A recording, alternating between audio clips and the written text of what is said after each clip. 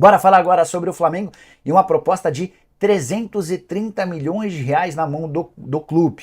Essa oferta foi feita pela Brax, que é responsável pela comercialização de direitos de transmissão de TV e também de placas de publicidade. E os 330 milhões são para que o Flamengo ceda todas as placas de publicidade dos seus jogos como mandante no Campeonato Brasileiro nos períodos de 2025 a 2029. Então, toda vez que jogar em casa no Campeonato Brasileiro entre 2025 e 2029, o Flamengo cederá o espaço das placas para a Brax. Em troca, o rubro-negro terá direito a 330 milhões de reais. É de longe o maior contrato da modalidade já oferecido a um clube brasileiro. Só a título de comparação, recentemente o Corinthians se vangloriou, enalteceu o fato de ter fechado com a Brax por 240 milhões de reais.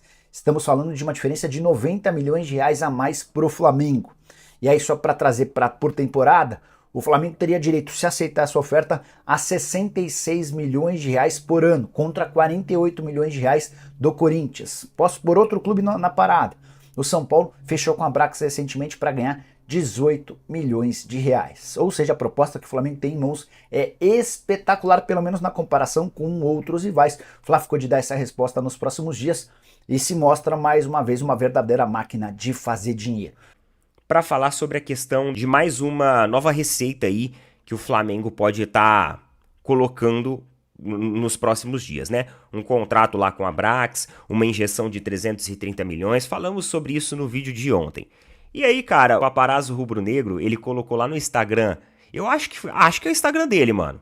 Eu acho que é o Instagram oficial dele, pelo que eu vi lá, eu acho que é a conta oficial. Ele colocou o trecho do vídeo, falando sobre isso e tudo mais. E aí, sempre quando acontece isso, a gente tem um número de torcedores do Flamengo que chegam ali no canal e que fazem às vezes alguns questionamentos, algumas afirmações, e é natural que aparece a pergunta do tipo assim: ah, e aí, ô palmeirense, você tá com medo mesmo da situação financeira do Flamengo? Cara, eu vou ser bem sincero com vocês, eu não tenho receio do ganho financeiro do Flamengo. Não tenho, de verdade. Na verdade, eu acho que o fair play financeiro, o crescimento das receitas, a valorização do futebol, ela deve ser sim estimulada. O que eu falo pra vocês é o seguinte: o Palmeiras, ele tá amarrado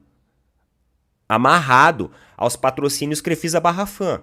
Enquanto isso, o Flamengo movimenta as suas receitas. Ele vai transitando entre patrocinadores e parceiros e vai elevando esses valores. E na minha opinião, é isso que o Palmeiras tem que fazer também. É esse modelo que o Palmeiras tem que replicar. Então, na verdade, eu acho que o ganho financeiro, essa variação das finanças, acredito que é para ser estimulada. Tem o receio, assim, do Flamengo ser o clube rico que do Flamengo ter cada vez mais dinheiro. Eu tenho receio que o Palmeiras não acompanhe essa projeção. Os outros... Fraco, correu o risco de ser rebaixado, ficou mal colocado no Campeonato 2013, que pese ter vencido a Copa do Brasil de forma até surpreendente, mas teve que cortar na carne. Teve que cortar despesas, buscar novas receitas, pedir a compreensão do torcedor, abrir mão de jogadores importantes porque não tinha como pagar. Paciência. Não era o momento de investir. Mas em 2015, né, quase na metade do ano, com quase 30 meses de recuperação, 30 meses, gente, 2 anos e meio praticamente, o Flamengo fazendo ali a recuperação financeira, pagando dívida, negociando com os credores, resolvendo problemas diversos na Justiça do Trabalho, de processos. O Flamengo já podia esticar um pouquinho a mão. E aí o Flamengo contrata Guerreiro e Sheik. Em quais condições Guerreiro e Sheik foram contratados? Eu vou explicar depois de você acompanhar esse comentário que eu fiz na época na ESPN e que alguns elementos tentam tirar do contexto na rede social. Acompanhe. Não conseguiu honrar os compromissos financeiros que tem, ele estará metendo os pés pelas mãos e indo contra a sua própria política. Se o Flamengo, como dizem seus dirigentes, tem condições econômicas para fazer esse investimento nesse jogador, não vejo por que encarar como uma traição a essa política. Aliás, é interessante observar no dia de hoje, não só entre torcedores, mas em setores da imprensa, especialmente a imprensa aqui de São Paulo, uma quase indignação. Nossa, que preocupação com a política do Flamengo, com a economia do Flamengo, impressionante. Coleguinhas quase desesperados. Meu Deus, o Flamengo vai trair a sua própria iniciativa de pagar as dívidas. Meu Deus, o Flamengo vai quebrar. Você viu aí, né? Esse comentário acontece quando o Flamengo está contratando o Guerreiro e o Sheik. E qual era o ponto ali? Alguns colegas começaram a espernear, dizendo que o Flamengo estava saindo da sua austeridade, da sua política de recuperação financeira ao contratar os dois jogadores. Eu dizia que não, que depois de 2 anos e meio praticamente, o Flamengo já podia investir um pouco mais no seu futebol. Havia já uma sobrinha de caixa.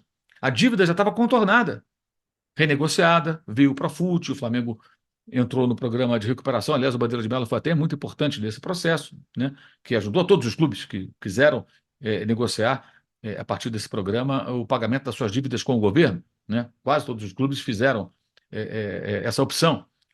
Então o Flamengo estava já nos trilhos naquele momento, já tinha 2 anos e meio aproximadamente de recuperação. E ainda assim não tinha bala, não tinha grana para contratar um jogador pagando a multa, mas conseguia colocar dentro do seu fluxo de caixa ali, da sua despesa mensal. Isso que aconteceu. E esse vídeo que você viu, os caras tiram do contexto como se eu estivesse defendendo a contratação de jogadores quando o Flamengo devia a Deus e o mundo, quando o Flamengo não honrava seus compromissos. Não era mais isso.